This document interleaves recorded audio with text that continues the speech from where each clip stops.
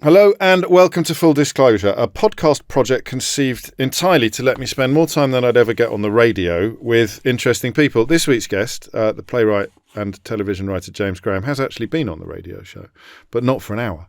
We're not going to struggle to fill an hour, even if we confined the conversation to your oeuvre, to your canon. But Full Disclosure usually starts at the very beginning. And I was going to begin with a joke about the extraordinary size of your output for a man who's 10 years younger than me. It's a shame, but actually your relationship with work is not actually a laughing matter, is it?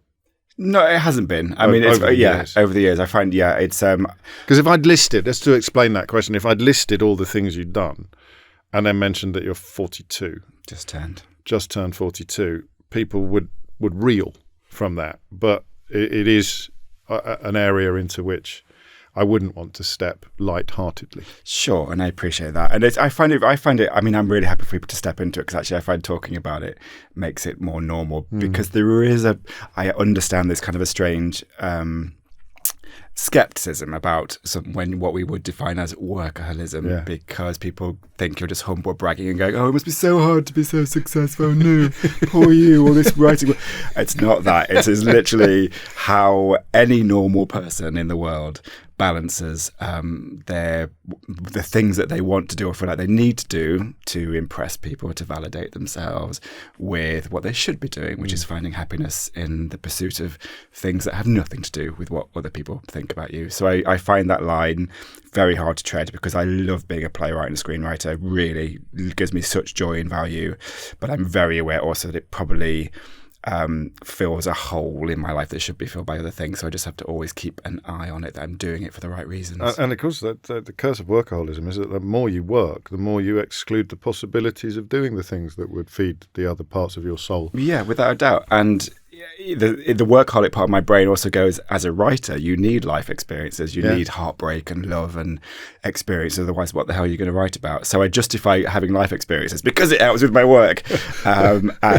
So what do you do? But we are where we are. I won't dwell on it unduly, but it is remarkable to have both quantity and quality, because I could almost understand the addictive relationship with quantity, but the quality, the hit after hit after hit after hit is get the fanboying out of the way early on, James. It's extraordinary.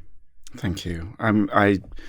I suppose I feel very lucky to have been supported and championed, and I guess as a political playwright, you might call, other people would call me.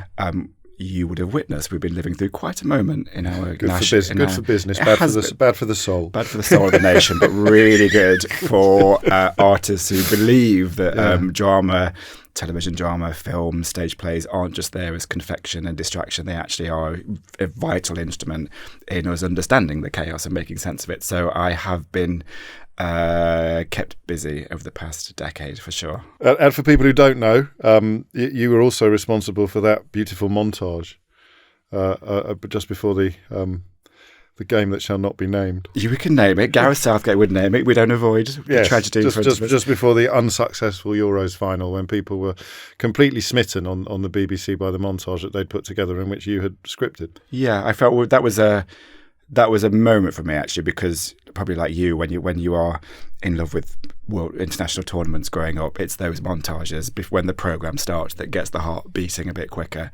So to be asked to contribute a small thing to the national moment, and actually I'm not saying I was a soothsayer, but probably like a lot of people, I suspected that we may not necessarily beat the best team in the world at the moment, and I kind of deliberately authored a thing to begin planting that idea, the idea of how are we going to lose? Can we lose really well and not destroy ourselves, not destroy the players, not destroy Gareth?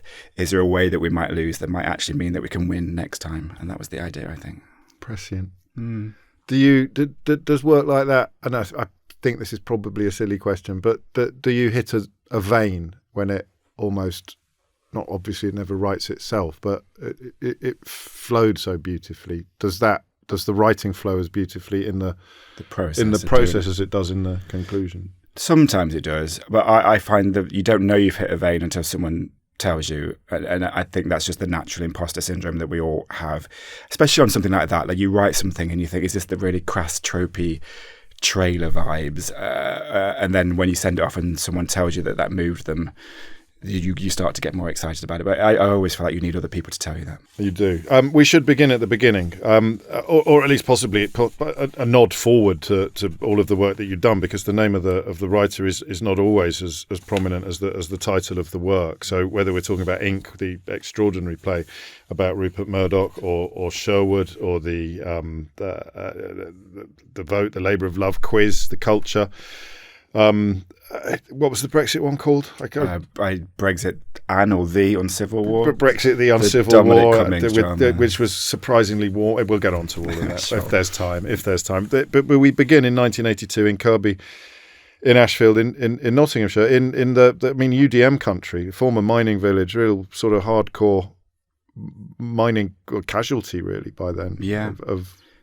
Or in the middle of it. What do you remember about growing up? Your dad worked for the council. Yeah.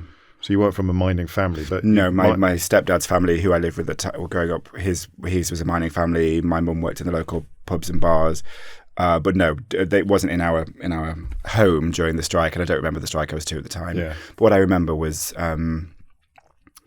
how quickly the community changed. Obviously, and actually, it's not even a community changing in all the ways. Obviously, physically it changed, because in the mid-90s, that's when we started to lose our pits. And it's without being really pretentious, it is when you're in a community where all the roads were built to lead to a particular thing, in other words, the pit, and that thing gets taken away, where do the roads lead? And so much of the heritage and the culture in that community was based around that single profession and that industry. So the miners' welfares and the social clubs, that culture all came from work, and then obviously the mass unemployment and the complete absence of anything to replace it.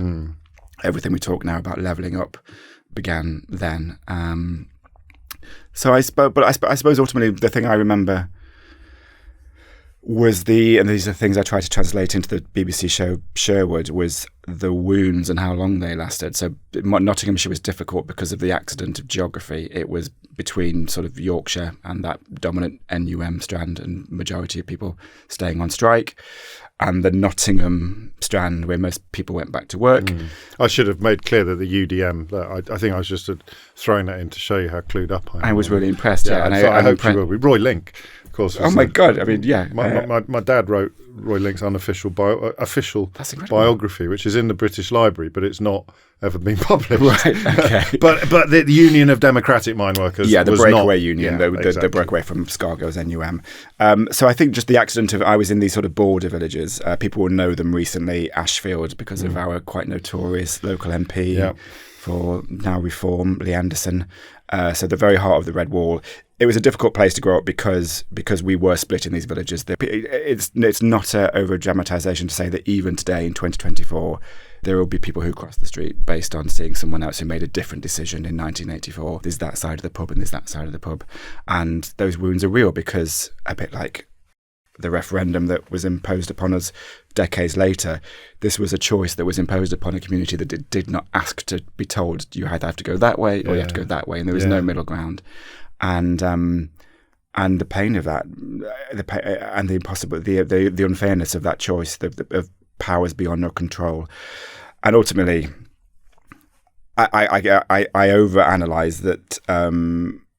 The reason why I'm probably a bit like your reputation, James, seen as a bit of a centrist, or a bit of someone who likes to understand all points of view, and I definitely know that some of my resistance to the extremes and my nervousness about ideological purity comes from seeing the human wounds that comes from people oversimplifying very, very difficult and complicated choices. To the point of a binary divide from which there is no stepping back, even after 40 years. Yeah, an artificial one. So one of the most moving, I wish I sort of did put it a bit in Sherwood, but one of the most moving stories that I remember being told when I went back into this world to research for the show was a family member of a miner who had stayed out on strike for the entirety in 84, broke away from all of his friends, most of whom went back to work.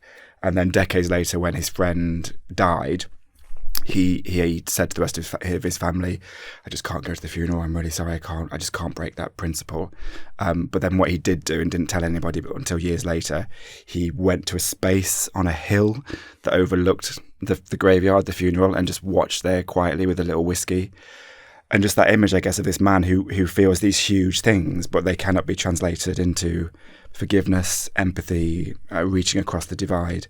I find that stuff really heartbreaking. And I also understand it. Sometimes politics is so important, and it does matter. And of course you hold on to what you consider to be a betrayal. But it's that stuff that gets under me. There's a consciousness there of the epic in the ordinary, isn't there? Yeah. The idea that what you describe 2,000 years ago would have been a Greek king story, but actually it can be a Nottinghamshire coal miner. A Nottinghamshire miner who doesn't know how to forgive his friend or forgive himself so that he can grieve on a hill in Nottinghamshire. Yeah, I agree. It's that is that, I remember, I consider this a strange kind of privilege. I remember watching the news as a kid and seeing Ken Clarke at the dispatch box saying some stuff, and then there being a literal physical consequence to the people around me in my life. And politics wasn't abstracted in some academic, intellectual way. It was I got the curse or the benefit of seeing the human costs of it. So when you say that you weren't a particularly political family, what you're saying is, in terms of conversations around the dinner table, you may not have been, but you were living it, or you were living in it, in the consequences of politics, in a way that very few communities can say that they have done in that way. I think so, yeah. And it still defines so much of the condition that people in Ashfield live in. And that's why I feel like this, I don't know what the new government will propose in this regard, but I feel like the scale of, I was actually quite pleased to hear the words levelling up come out of Boris Johnson's mouth, whatever else I might think of him. I thought, well, thank you for at least identifying that particular problem, and I hope you're going to do something about it. But the quality of opportunity that these communities have is so excessive and so deep-rooted now. It's like the damp has gone into the walls of the building, and anytime anyone comes along and says, here's some wallpaper, I go, thank you, but no. I read once that I think if you're really going to level up properly and undo the foundational problems of this disparity, it's going to cost the equivalent of the reunification of Germany. I think someone measured it. It's the Berlin Wall coming down and East and West coming back together again. Jeez. So thank you for offering to build me a statue in my town centre that has no shops. But there is a bigger question, a bigger philosophical question that we have to ask as a nation. Are we serious about this, and do we really care? What sort of child were you?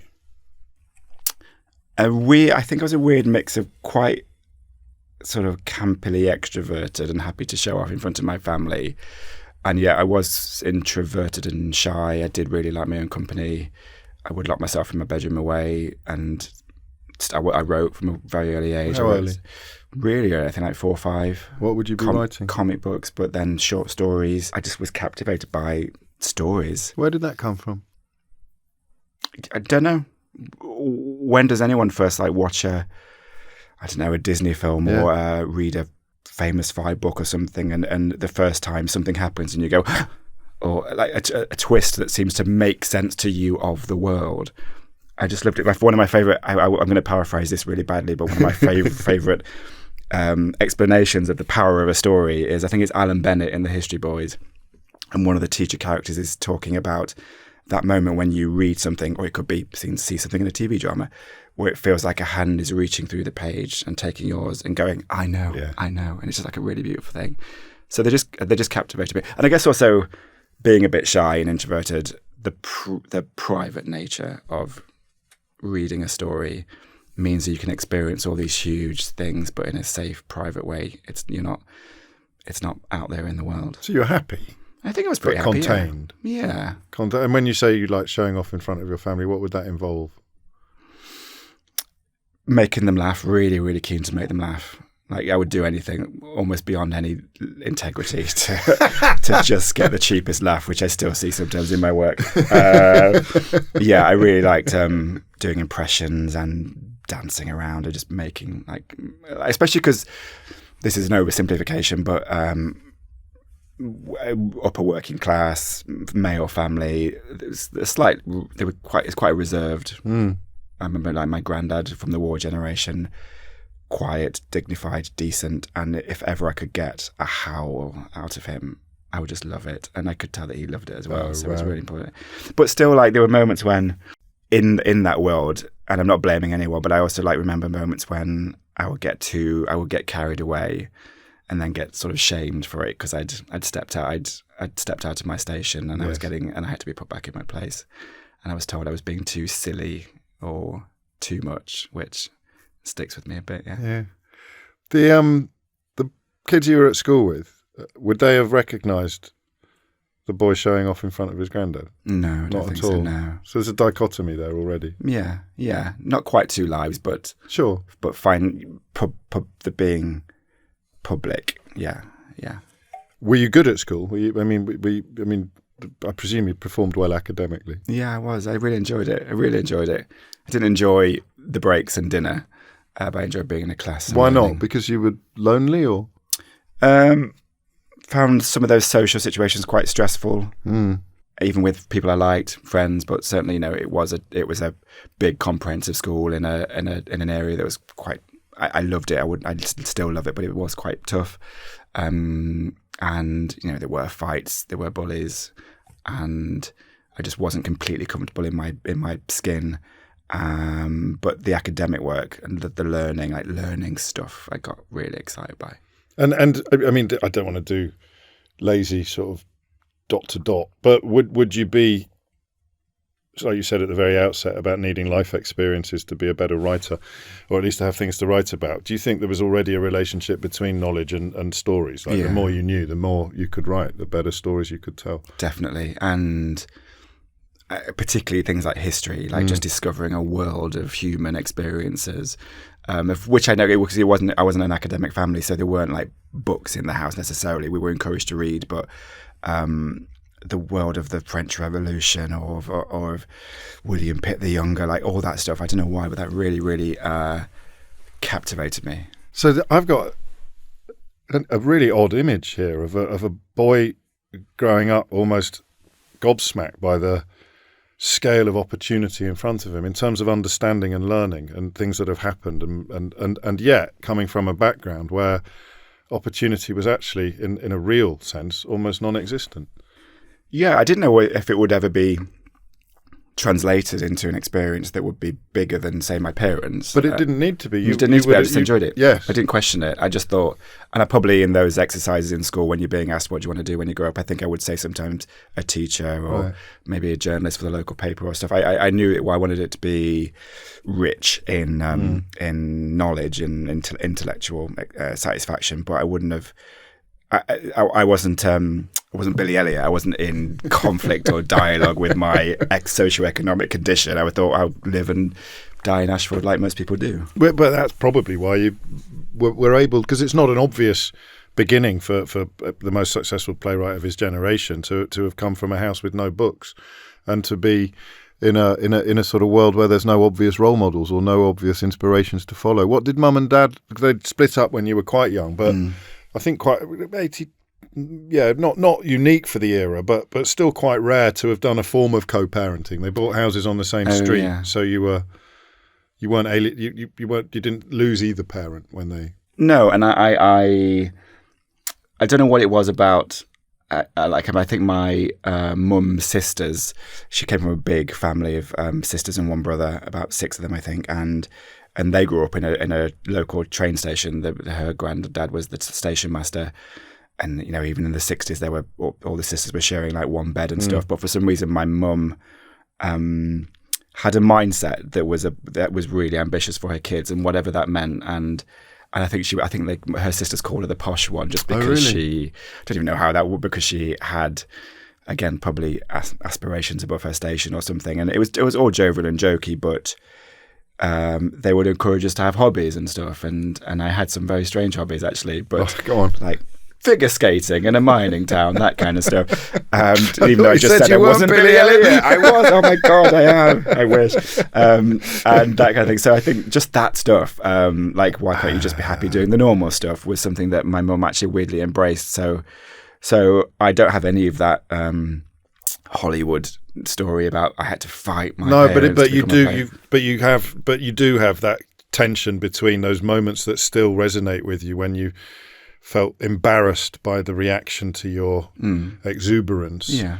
But you've got your mum imbuing in you from quite an early age that there's no road that is closed to you, that you can do whatever you. So when you frame this slightly odd ambition to be a writer, perhaps, which doesn't happen for a while, there's no inner voice saying, not for the likes of you, son. No, absolutely not.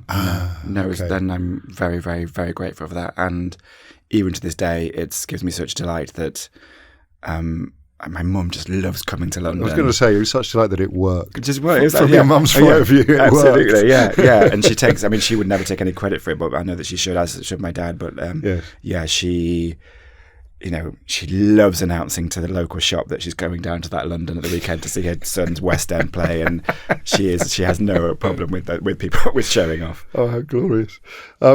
I mean, if the cards had fallen slightly differently, if you'd been in the same locale with different parents, people could have tried to beat it out of you. Yeah. I mean, metaphorically and probably still by the mid-'80s, literally. By the early 90s, literally. Yeah, for sure. And also because it did, without jumping ahead, it of course does take a very long time to sustain yourself as a writer.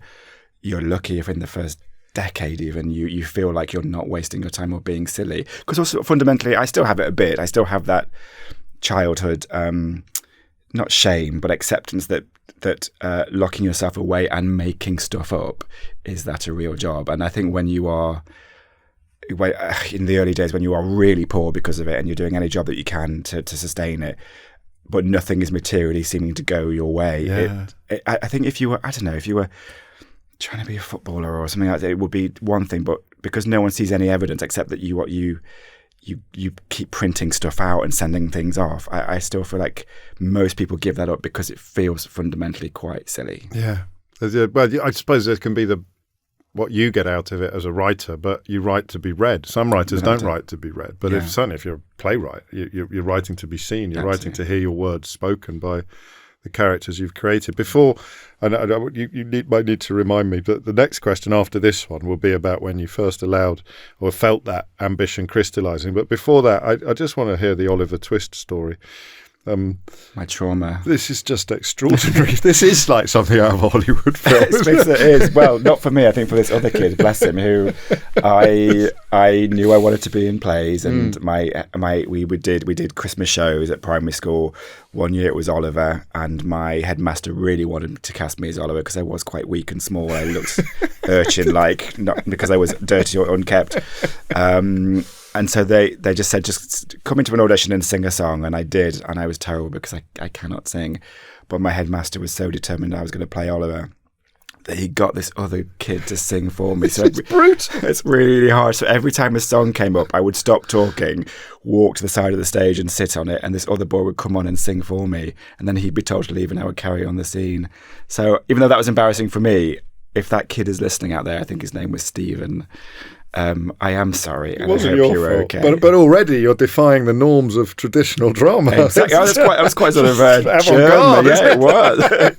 Yeah. So you're well into secondary school then, and was progressing to university relatively normal for your school, or would you be in a small minority of sixth formers? Well, you wouldn't even progress into the sixth form necessarily, would you, in those days? Exactly. No. So there was we were part of the first wave, I think, that was going to sixth form, and I remember me and about six of us were the first in the school ever to do an A-level drama. So they had to phone in to bring whatever packs you needed to do the A-level course because we were the first.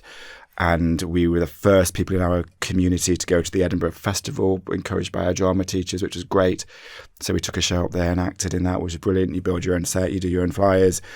And I was, the first in my family to go to university. But that doesn't feel as big an achievement to me as it may have done, because we're talking 99 now. And I think there was a philosophical change. New Labour got in. Education. Absolutely, higher education for kids like me. So there was probably about a good 50 or so kids for the first time who applied to university that year. I've got an image of your mum when you got into Hull University, just sort of like Hannibal in the A-Team going, I love it when a plan comes together. Twitching her moustache, I knew it. Yeah, maybe. Although I do remember when we got there, in a classic working class repressed way, we hadn't really spoke about what that would feel like. And I remember there's a moment when we unpacked in my room and I looked around and had a cup of tea, and then the point came when she had to sort of leave me there and then just burst into tears. And I hadn't expected that, so I burst into tears. And I think it was that leaving home moment was like a big thing, because we had no equivalent of that in our wider family. I want to rewind a little bit too, because we should name check people. We always try. I think we should name check Martin Humphrey. Absolutely, yeah. In the process that you were embarked upon by the time you got to Hull. Yeah, so he was my drama teacher. He was the head of drama at Ashfield Comprehensive School. And there is simply no way I would be sitting here talking to you right now without him. And everyone must have that experience, that teacher, if they're very lucky. He just believed that this huge comprehensive school in a area that had socioeconomic problems should do plays, and he got like the head of the football team to be Romeo to normalise it not being gay and things like that. Yeah. And we did these massive shows every year, and really encouraged me to play comedy parts and have confidence and make people laugh, and just fell in love with live theatre, which the drama and film is one thing, but theatre.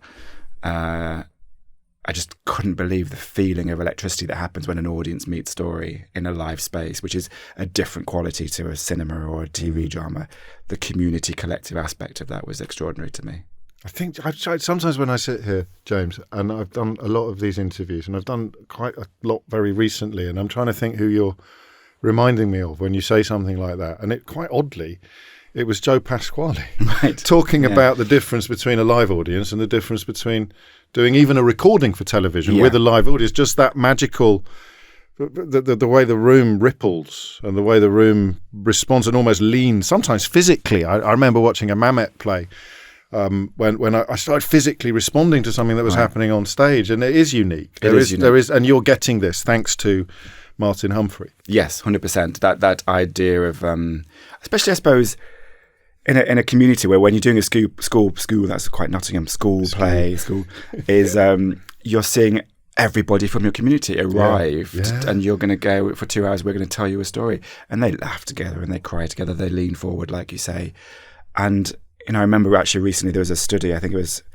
LSE or something that measured that in a theatre, after about 10 or 15 minutes, people's heart rate starts to align very, very strangely, which is a really naff sentimental metaphor, I know, but actually that is the power of... there aren't many requirements anymore to physically turn up. Like, you can vote remotely now, and you don't have to go to the cinema to watch a movie, and you can work from home.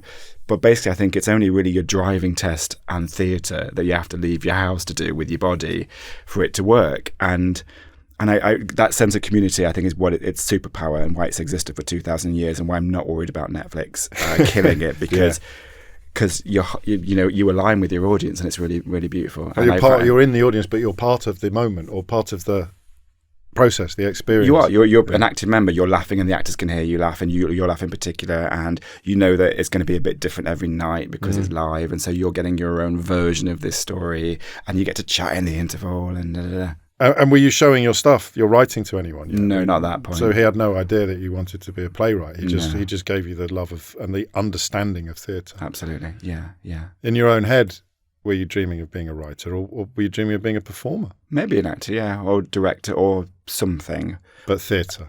Yeah, probably. And probably didn't imagine, even though I had been writing as a kid, something about a playwright would have been such a distant concept to me. I wouldn't have known really what that word was. And it is that thing, like a bit like you said at the very beginning of this, people don't necessarily, and understandably, try to mentally imagine who created the story of the work they're watching, which is really normal. But I would imagine if you've watched a television drama, you might not necessarily know who wrote it, but you will know who's in it. Or even, I would argue, probably name your best film, you might not know who wrote it. And that's absolutely understandable. No one becomes a writer because they want to be famous. And there's only a few standout, think of it in the world of television, Russell T Davies, Stephen Moffat, people like that, who you would have as a household name. So I guess being a writer is quite an alien concept to kids from that background. You can't be what you can't see. Exactly. And you don't see that growing up. Yeah. So you get to Hull, you fall in love with the city, I think. You really do fall in love with the city. Yeah. It's it was not dissimilar to growing up in a post-industrial mining town in terms of it was defined by something not being there anymore, and there was a feeling of some economic desperation there, and yet it had a great rich cultural heritage, and I really did love it. There's something about I guess maybe I'll defer to you. You probably know more about this, but there's something about it. You never know. You think about this probably more than me about Britain, and there's something about its port cities that have a kind of back to the country independence, like Liverpool and Hull, and they have very distinctive accents. They have almost microclimates in the weather, and they have their own sense of humour and attitude and outlook, and something about punching above its weight. Like Philip Larkin, they're very proud of. He was the librarian at my university. Playwrights like John Godber. There was a working class theatre company called Hull Truck, who I would years later write for. Yeah, felt vibrant. And Hull Truck, was it in its pomp when you got there? Was it pretty? Yeah, it was. But it was the atmosphere in that theatre. It moved recently, but the atmosphere in the theatre was more like a working men's club that I would go for a pint in Ashfield. And so were some of the plays, bouncers. Absolutely. So really. So working class characters, always from Hull, local jokes, referencing local landmarks, audience laugh. Often you sit at sort of tables, it's a bit cabaret-ish, you have a pint, the bar stays open, and is it bingo, is it a play? No one really knows, no one really cares. But I loved the culture that goes, you wouldn't get that in Bath or Bristol, but a culture where on a Friday night, blokes go, what do you want to do tonight? Do you want to go bowling? Do you want to go drinking? Do you want to go to the theatre? That's what they would say, because it was so clearly stories for them about them. And you're doing drama at Hull, and you get stuck right in. But you also write a play. Yes. For your cohort, for your student body. Yeah, started doing that because it, I guess...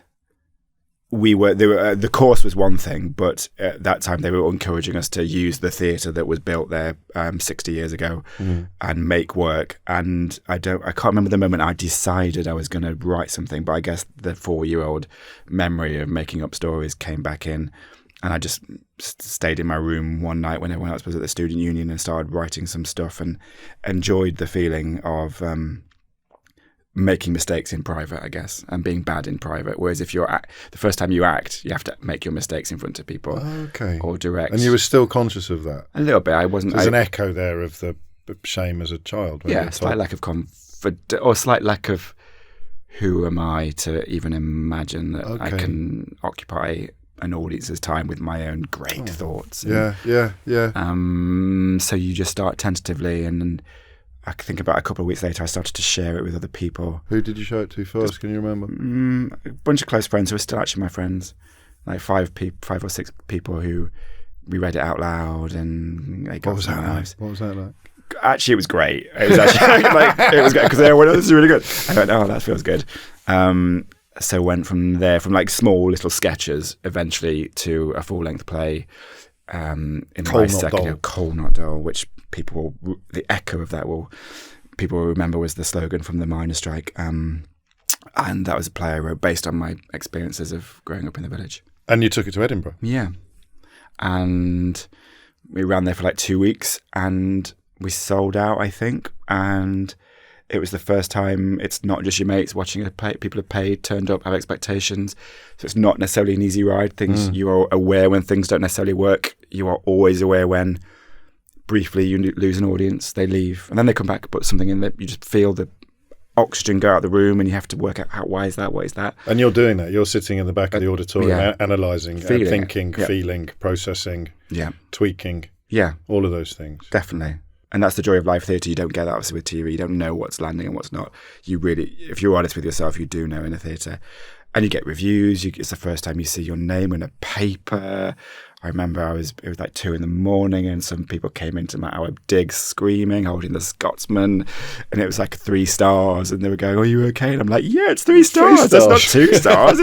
I'm getting away with it at least." And yeah, amazing. It was really fun. So you've got that when you're doing the plays with Mr. Humphrey, you start hearing that thing that only happens in live auditoria. When you're doing Coal Not Dull in Edinburgh, the volume is getting turned up of that thing that you're hearing. Absolutely, because there is a value to having people turn up in a community and recognising the shopkeeper and the bus driver.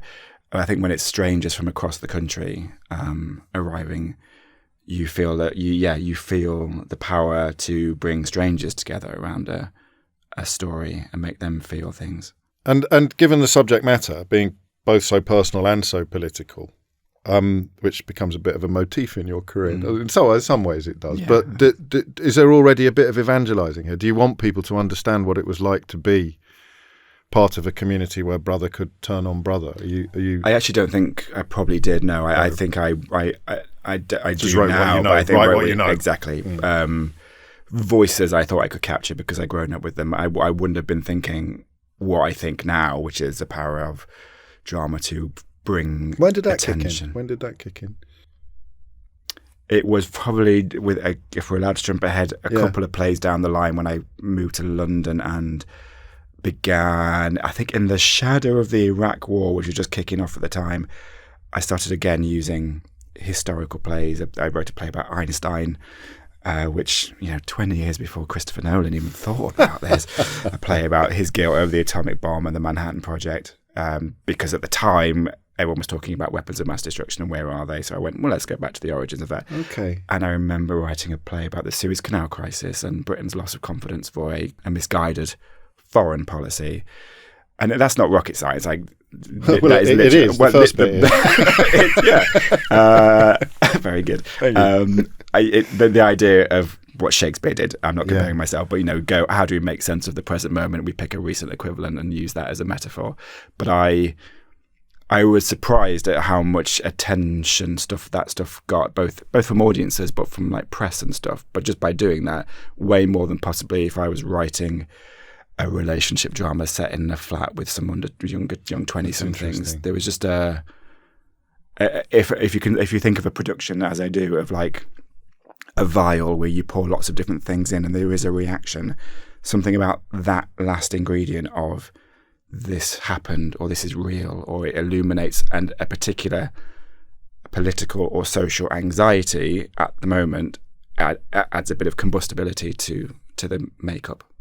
It's again, it's sort of like, as you say, pouring stuff into the like the audience reaction is one constituent of it. Then the fact that this is going to make you think of real stuff that's happening is another one. You're right. We have jumped ahead. Can I take you back to the stage door of the Theatre Royal in Nottingham? Happily so. Yeah. So this is your first job after graduating. Yeah. I think I've been like. My stepdad was the local window cleaner, so I'd done that for a bit and I'd worked in shops and stuff. But this was coming back from university, knowing that I was I was going to have to start right at the bottom of whatever career I wanted in theatre, which I hoped was going to be writing. You'd allowed yourself to open that ambition in your own mind. Yeah, that one day I would love to have a play on somewhere. That would be nice. But that I wanted to work in theatre if I was going to have to earn money. And for those people who don't know, I don't know why I find this so romantic still.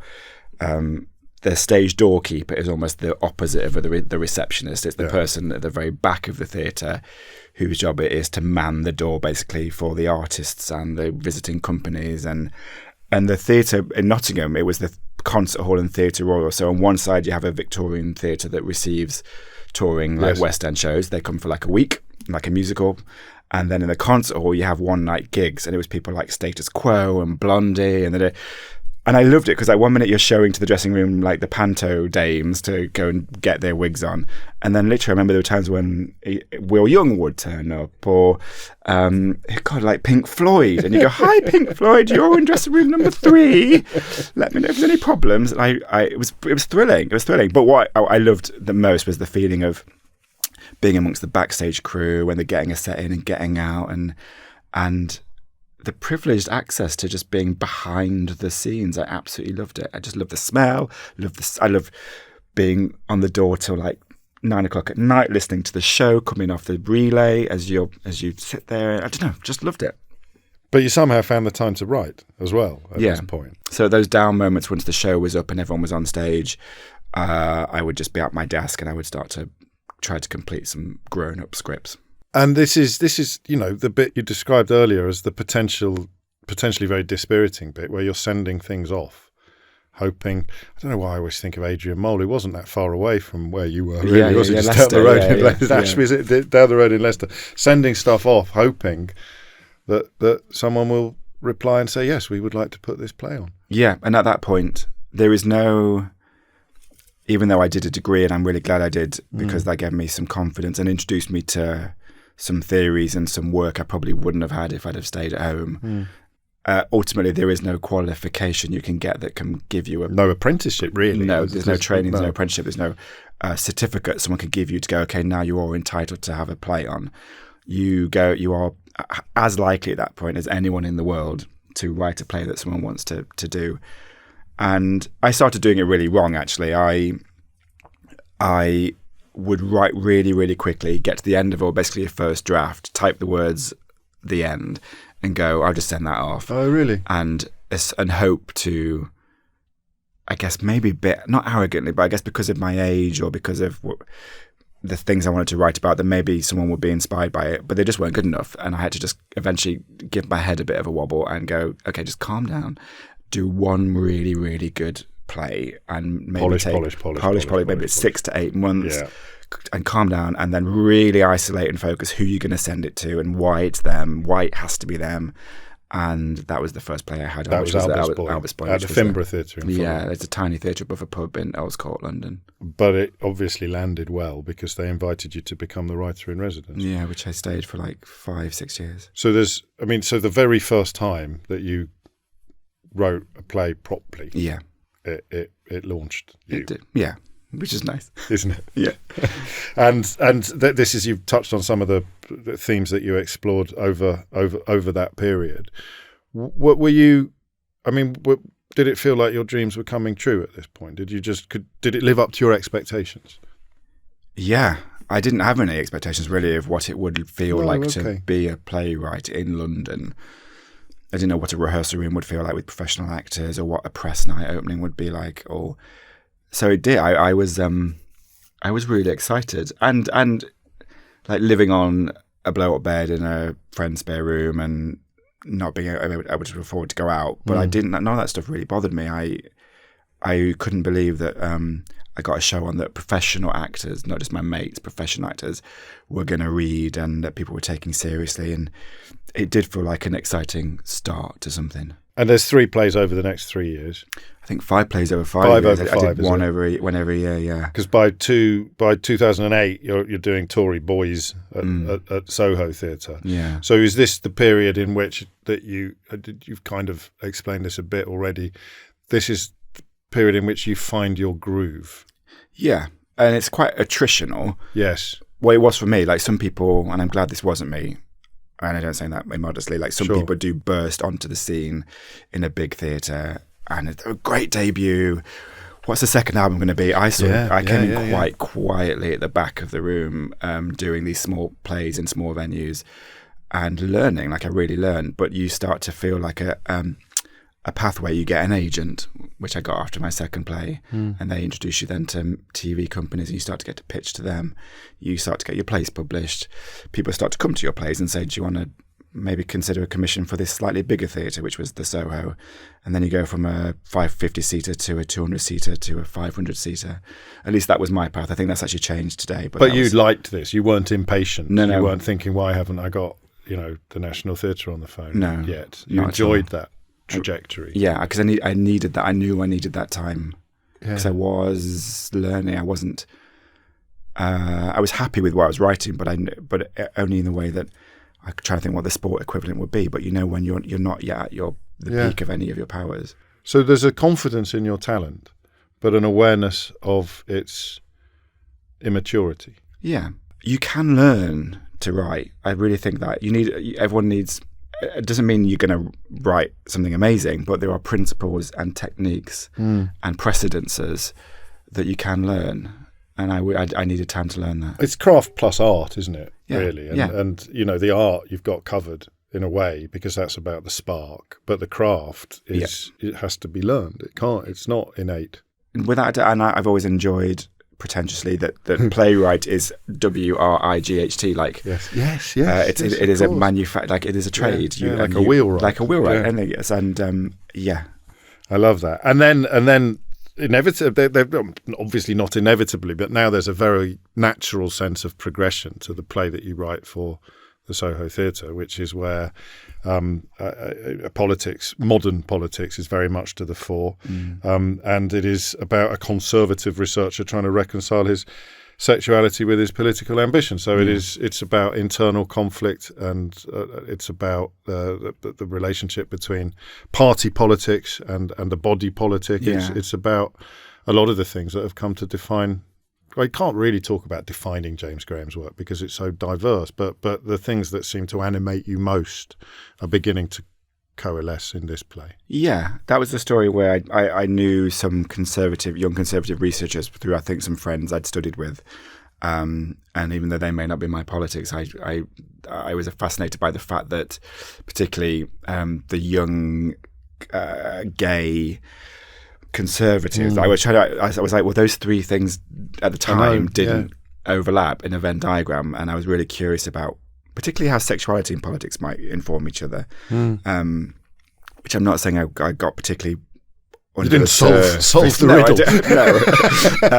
No, I didn't. Except I tried to a bit. I kept thinking about to what extent, this is really crass, sorry, but to what extent, if you grow up gay, particularly in like a working class community, to what extent might that give you some resistance or reticence about the group, the collective, the mob, and as opposed to your individual strand towards looking after yourself, maybe. You have to. You have to. You have to survive. Individualism, but before sexuality. Yeah. Like symbiotic. Yeah, I think relationship. So. I don't think that's a massively sophisticated thought, but that was in there. Well, it works on stage though. Yeah. And then more plays follow. Is there, when you look back on it, is each one a little bit better than the last one, more or less? Yeah, there were probably some wobbles on the way, some potholes. But yes, I hope so. That Tory Boys, and I'm sorry it's got a Z at the end of the name, but it was 2008. It's the era. It was the zeitgeist, literally, with a Z. That was the first time politicians started coming to my play. I remember the first time I met, I think, some gay Tories like Alan Duncan, so they do exist, and even some Labour MPs, and you start to go, oh God, so theatre, because it's obviously because it's live, you have to come, you get to actually start to meet people, and that sometimes leads to more meetings, which leads to more stories or more research or more things like that. And it is politics that prompts the next big leap for you, which is when the National come in and ask you, they commission you to write a play. Yeah. What was that like? I mean, was that a pinch me moment, or did it? It was. Genuine. That was it. So this wasn't just another step on the very gentle trajectory. This was. No, This was promotion. This was the Premier League. Yeah, the Premier League, and I was aware of that, and probably by that point I'd started to want that. Yeah, I think, and actually didn't in a Premier League where I didn't know where you actually go from there. I do now. I know this, but at the time, to write for the National Theatre, partly because it's called the National Theatre. It's like it is the theatre of the nation, and I'd seen so many great shows there. I did really want that, and they invited me to pitch an idea, and again, I think they probably imagined, because I was in my mid to late 20s by that point, a relatively small play about people dealing with feelings, and I said, have you ever heard of the minority government in the 1970s, the Lib Lab Pact? I'd like to write about that, and it's going to have about 80 characters in it. Is that okay? And they let me go off and have a go at that, which I did. So now you're precocious. Yeah, I've gone too far the other way. No, you haven't. No, you definitely haven't. But now you are reaching beyond your obvious, like the parameters you've just described would have been an obvious choice. But to you, it felt completely natural. This is going to be a brilliant story, and I'm the man to tell it. I think because of my apprenticeship in writing these kinds of historical plays with no money and with no time and no resources, I felt I might be able to have learnt the techniques to marshal a complicated story into an entertaining drama. And what was the biggest cast you'd written for before? That would have been probably the Tory Boys, because that was a youth theatre, so everyone was working for free. So that was probably about 15 people. So from 15 to 80? 8 characters, about a company of probably about 30 to 35, including, because I wanted a band, I decided to play some David Bowie songs.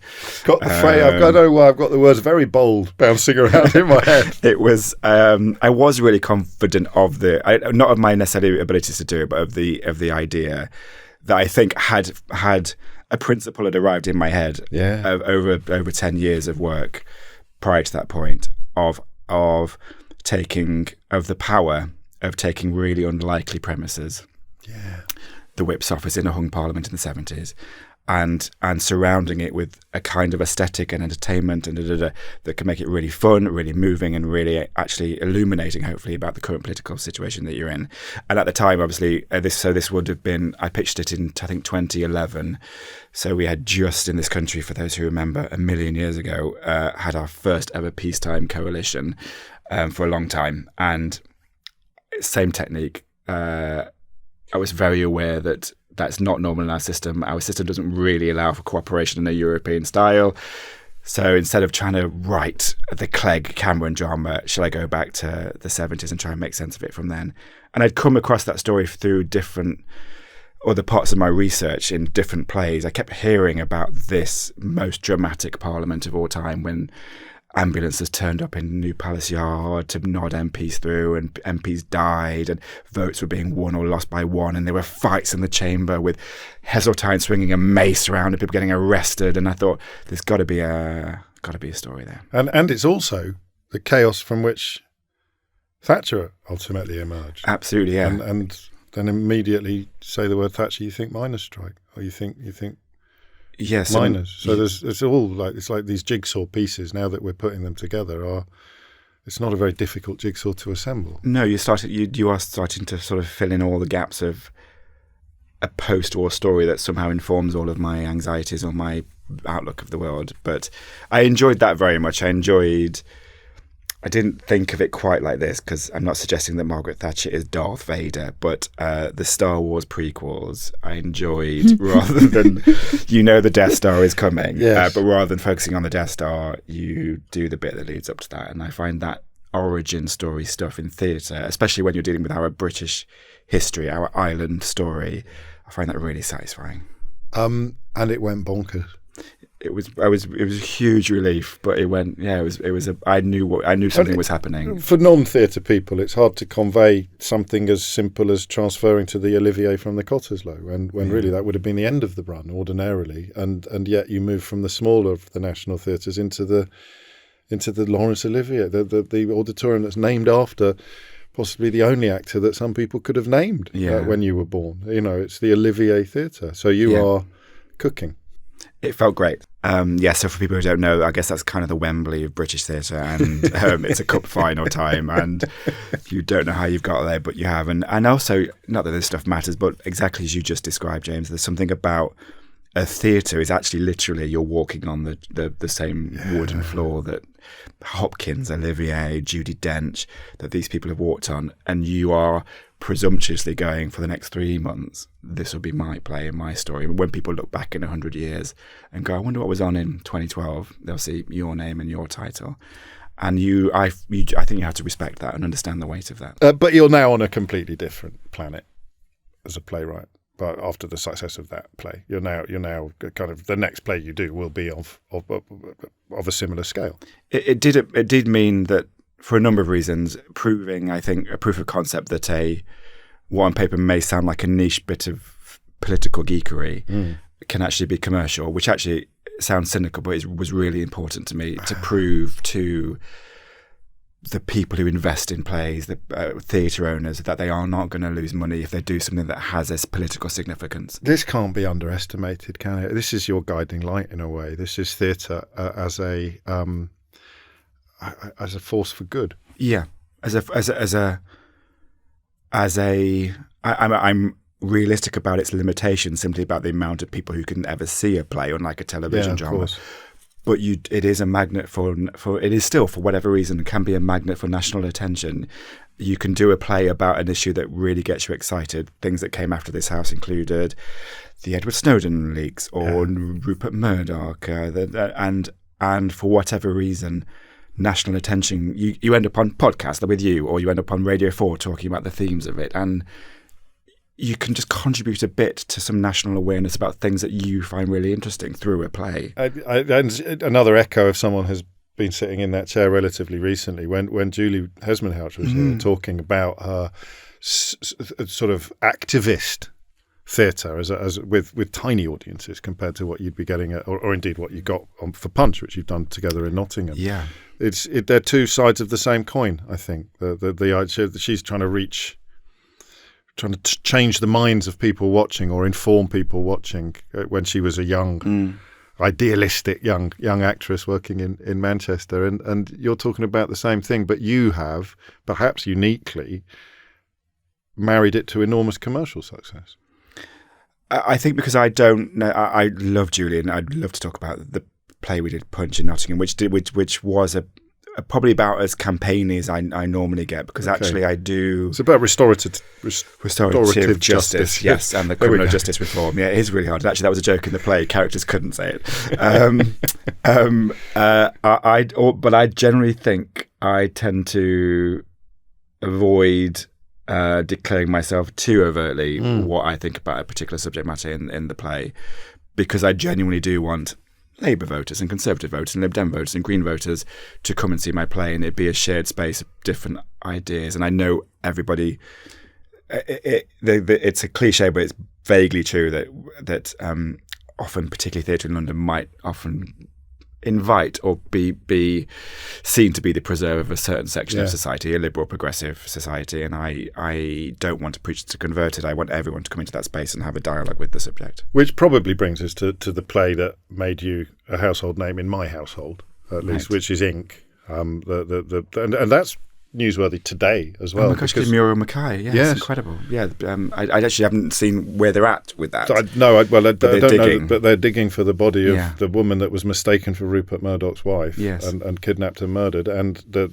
Sun's coverage of that in Ink, in your extraordinarily brilliant play Ink, it kind of becomes a hugely formative moment in the development of Rupert Murdoch's attitude to newspapers. Yeah, to what his newspapers can do and where they can go.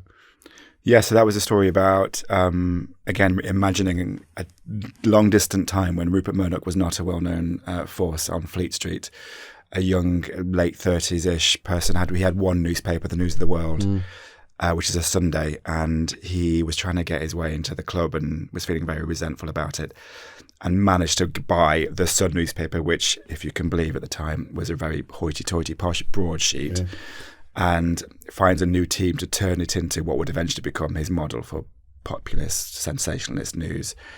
And again, I feel like the pattern is repeating itself, but I saw an opportunity to explore the emergence of a kind of journalism or a kind of discourse that I was writing this at the time just after the Brexit referendum and the feeling of what the tone of the country was at that point, to chart a long line back to that. But you're right, there's a particular moment in that which is an extraordinary moment that you really couldn't write, which was in the first few months of Rupert having bought that paper and really shocking the country with some of the, at the time, what was quite fun, cheeky, it was anti-establishment, irreverent. Toplessness, without they got there eventually, sort of disrespectful to the power, and people were sort of loving it.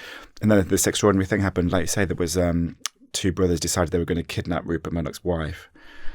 And they got the wrong woman. They got the wife of the chairman, Alec Mackay. His good friend. His very good friend. They basically were family. And they wrote letters saying this wasn't true, but people started to think it was because of the kind of coverage that the Sun had poisoned the country with. And there were letters that arrived at the Sun saying, we've got this woman. Unless you tone down what you're doing to Britain, we're going to kill her. So immediately the paper enters this existential crisis that's obviously very personal for Rupert Murdoch. And the strangeness was that I think no one at that time, no one had been kidnapped for ransom in Britain for about 600 years. And the Sun had the worst exclusive they could ever possibly have, because it's one of the chairman's wife and Rupert's best friend. So they get access to this story that they're reporting on. And what do you do? What do you do? And actually the Metropolitan Police got quite confused and upset because they didn't know how to police it. No one knew how to report it, but they were, the Sun started publishing ransom letters from the kidnappers, and no one knew whether that was helpful, unhelpful. And I make no judgment on that, but ultimately she did die, and the Sun sold millions of copies. Those are the facts. Whatever our opinions about it, and no one can underestimate. I can't imagine whenever you think of Rupert Murdoch, that would have been a very upsetting moment for him. Of course. But yeah, that is the emergence of something that we live with today. And again, the massive contributor to the ecosystem from which Margaret Thatcher was able to do what she did to your community. Absolutely, yeah. Yes, and I mean, so the other main character, Larry Lamb, who was Murdoch's chief editor at the time, he would eventually be knighted by Thatcher, and the crossover, I guess, for me is I see it in my own community, sort of that working class, upper working class, aspirational working class admiration for the Thatcher project at the time, which he saw as being about just working hard and earning your stripes and getting your reward, and there is that crossover. I found that play not quite life-changing, but certainly perspective-changing, and I thought I knew a lot about that industry. My dad was on the Hull Daily Mail long before you arrived at Hull University, so I've got newspaper ink in, like Rupert Murdoch, is something he very, very powerfully reminds us of, that he had newspaper ink in his blood. Yeah. But some of the stuff I've written since seeing it has been very different from what I would have written if I hadn't seen it, and if it hadn't affected me so deeply. Briefly, because I know you've spoken about this quite a lot, but Murdoch came to see it. He did. And he came to see you, or at least you met him. He did. I met him. I was told, I remember exactly where I was. I was at home because it was Boxing Day. I was told he was coming that night, so I had to leave my Christmas. And outrageous. He didn't know. And actually, Boxing Day trains aren't great. He probably didn't know that. So I arrived quite late at the theatre after the play, and I decided. Obviously, you're always in dialogue about meeting the subject of your play. Is that helpful? Is that unhelpful? But he was coming, so I thought it would be interesting to see what his response was. So he met the company and the actors afterwards, and I would love to sit here and give you an amazing dinner party anecdote about the things that he said. But what I found fascinating about him was that it was almost a studied case in being the most vanilla, the most bland a person can be. He gave absolutely nothing away. The one thing I did get was what you alluded to earlier, which was that it was helpful to see his romance about the industry. There was a sequence where we showed hot metal press printing. There was like lava and hammers and how you used to make a newspaper.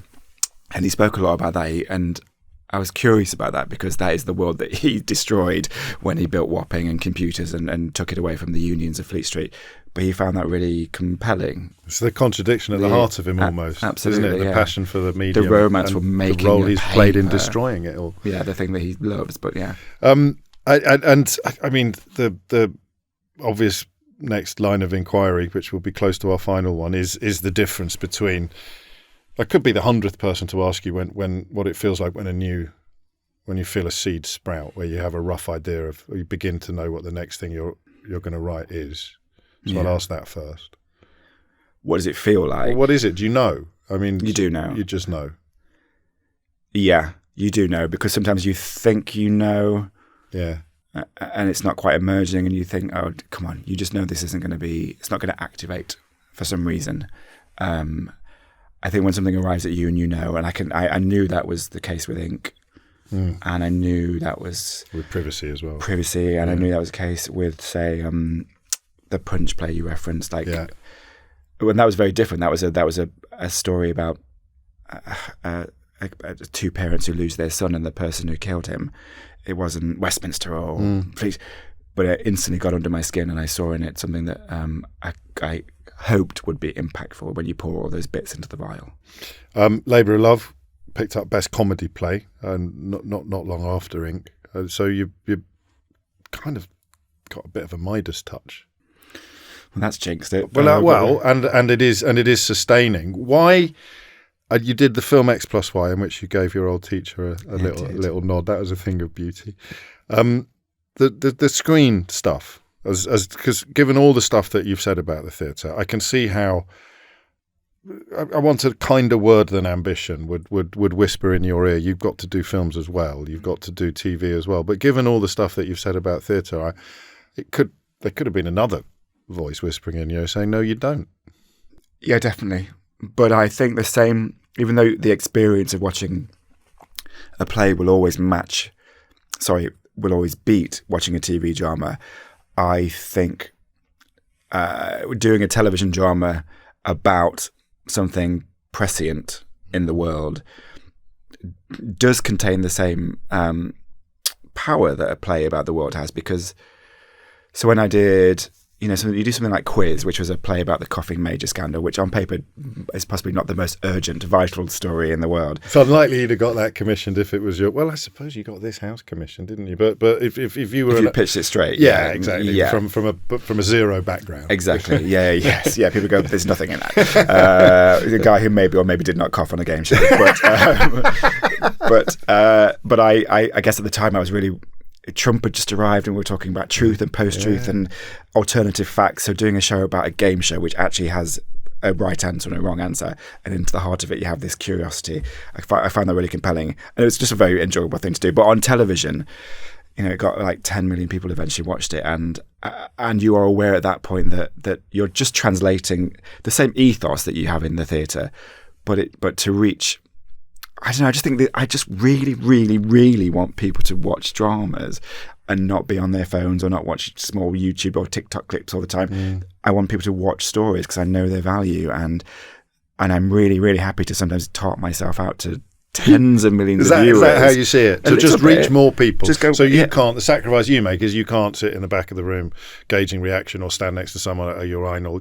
But you can reach many, many more people than you could reach with the average play. Yeah, and because I think... Even with a 2-year run. Without a doubt. Well, God, you need for 10 million people to watch a play, you need it to be over a decade. So, yeah. And it's not... Well, there's a challenge for you. Let's watch the space. But, yeah, and there's something about... and there's crossover as well now, isn't there? Like I do really genuinely think that if you get people excited about the post office scandal television drama, then that will actually translate into people going, oh, actually, do you know what? I will go and see a play with that actor who is in it, or I will. I think it enriches and nourishes all of our cultural spaces. Is what I would argue. Well, it clearly does, and then of course we began with football, and we'll move back to football now, because Dear England, again commissioned by the National Theatre, looking at how Gareth Southgate changed the culture of English football, which a lot of people watching the montage on Sunday night won't have known about the play, and if they knew about the play they wouldn't have known that you wrote it, and they wouldn't have known that the same bloke who did this did that. But it speaks to a lot of the themes that we've discussed already today, but it speaks perhaps more than anything to the stuff that moves you. Yeah, I get so moved by the story of Gareth Southgate, which again I feel like we're all now, because it's ended, his arc and his narrative and what he represents has become slightly more familiar. Yes. But 5, 6, 7 years ago, when I first started thinking about Gareth being my new hero and my new protagonist, I got so moved. I first wrote to the FA, I think in 2019, after his first World Cup, because like quite a lot of people, I knew that something really interesting was happening. There'd been some strange, quiet revolution that had undergone in the men's football team that I found really interesting and wanted to chart. Loud and epic were the phrases that you've used quite recently. Loud and epic now. Yeah, now. Quiet at the time. But not when you were writing it. Yeah, and they told me basically to wait because Gareth is a playwright, and he actually thought of it as a 3-act structure. And the series said, we won't give you much access until basically the Qatar final, because that's the one we think we might win. So if you're happy to wait a few years, so I did wait a few years, but always charted the things that really moved me about what he represented and his story. Little things like, the images of him hugging Saka when he missed his penalty because of what he himself had gone through, and nobody hugged him. Terry Venables gave him a little pat and checked he was okay. Gareth hugged people when they missed a penalty, and he meant it. And because of that, the wider cultural stuff around the team, those people are going to be okay in the way that Gareth, bless him, wasn't okay for a while. Yeah. And I find how he's translated his own trauma into something really positive, which doesn't always happen.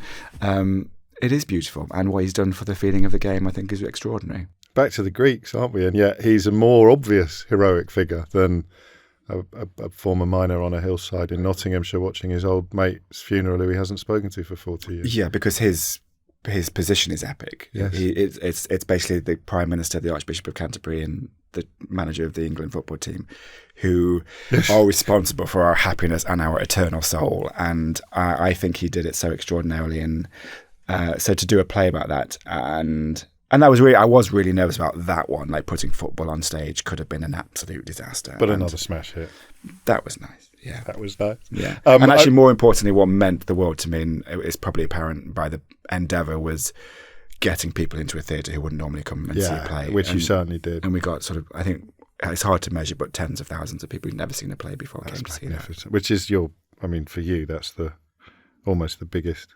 Yeah, I would sacrifice almost anything else to do that. Which brings us to the new play, and it brings us quite late. I've lost track of time, which is a great compliment to you, but I won't detain you on. That's right, you can edit this down. For much. I'm not editing any of it down. I just am conscious of taking up so much of your time, because now you're taking Alan Bleasdale's seminal TV drama. In a sense, I suppose Bleasdale was to television and to Liverpool what Godber was to theatre and to Hull. They were similarly seminal. Yes, I think that's good. Figures. You're bringing Boys from the Black Stuff to the West End. One of Bleasdale's masterpieces. You could have done GBH, which is very. But GBH must have had a big effect. It did, huge. I encourage anyone to watch the first episode of GBH. It's the perfect pilot, and he did exactly that. He took the anxiety he had about the direction of the left and the Labour Party at the time under the 80s and I should have spotted that before the end of this interview, James, shouldn't I? The role of GBH, or at least because it's the nearest thing to a precedent for some of the things that you've done. Without a doubt, and I looked Alan Bleasdale in the face and told him that. Have you? Yes, and he never believes it. But had he not written that, I may not have written Sherwood and things like that. So. No, and again, Robert Lindsay has sat in the chair where you are sitting now, and spoken about GBH in similarly hallowed tones. So why the Boys from the Black Stuff? Because boys, there's no definite article. Isn't there? I sometimes put one in there. Yeah, I think you're right. I think you're right. I think because it is 40 years on, I think of it as a beautiful English classic in the sense that these characters are Yozza, Dixie, Logo. These are mythic characters to me, I think, in British culture, and they're.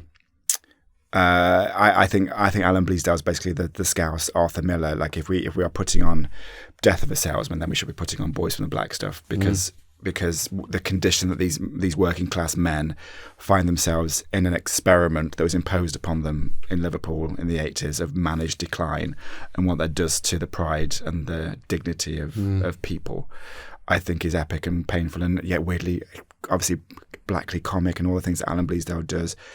So I believed it was epic and big enough to put on stage. And even though the condition that they lived through is very different to now, they were dealing with mass unemployment, and now we don't have quite that. But we do have a crisis almost of employment, of like what is work and job, and some people have to work so many jobs, and you can't define yourself by your work anymore. No, and you can't. As a working class man, you can't. As a middle class man, it's getting harder, but for the working class, it's almost dead as a concept. Yes, you're not part of a continuum, and there's the precarious nature of being a delivery driver or an Uber driver, where you are a unit in a different machine that doesn't give you quite the same. It's no disrespect to those jobs, but they would say it is not like being working your way up in a different kind of craft. And so what does that mean for work? So that's a tangential thing to like why now, but I just think it's beautiful, and I feel so privileged to bring it to a stage. So it's also a homage, because the obvious question would be, why didn't you just write your own version, or why didn't you just do? But there's both going on here. It is your own version in a way, so it's an adaptation. Yeah, there are my own lines and perspectives, but I also felt it was a real treat to me to be the midwife of something that wasn't mine, and try to do my best, but then still step back and go, this is basically Alan Bleasdale's, and it's not mine, and I just love it so much, and I want people people who've never heard of it to go and see it. Will it have a life after this 8-week run, because it ends on the 3rd of August? Is it? Yes, it's the Garrick in the West End now, but I think we're looking to tour it, and that would be great. Ambitions? Any boxes you haven't ticked yet? I haven't really had like a massive film, so that would be fun. Only because I'm a bit sad about an Oscar. I wouldn't turn it down, or I'd like to lose an Oscar. Exactly, yeah. Or even just losing an Oscar would be nice. To lose the entire EGOT would be fun, but I'm a bit sad about the complete collapse of British cinema, and I loved going to the pictures as a kid and watching great mid-scale films that weren't just comic book movie stuff. So I would, to contribute something like that would be fun. So to end where we began, you're still very young, James Graham. Getting older and older. Yeah, James Graham, thank you. Thank you for having me.